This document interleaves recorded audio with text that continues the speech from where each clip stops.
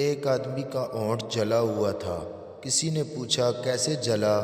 آدمی بولا بس یار وہ تمہاری بھابھی میکے جا رہی تھی تو اس کو چھوڑنے ریلوے اسٹیشن گیا تھا۔ ٹرین نے جیسے ہی جانے کے لیے ہارن بجایا خوشی کے مارے میں نے انجن چوم لیا۔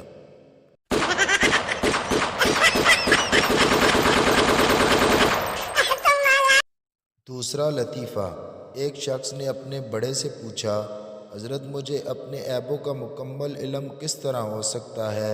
بزرگ نے فرمایا اپنی بیوی کو اس کا ایک عیب بتا دو، وہ تمہیں تمہارے تمام عیب بما تمہارے خاندان کے تمام افراد کے عیب بتا دے گی۔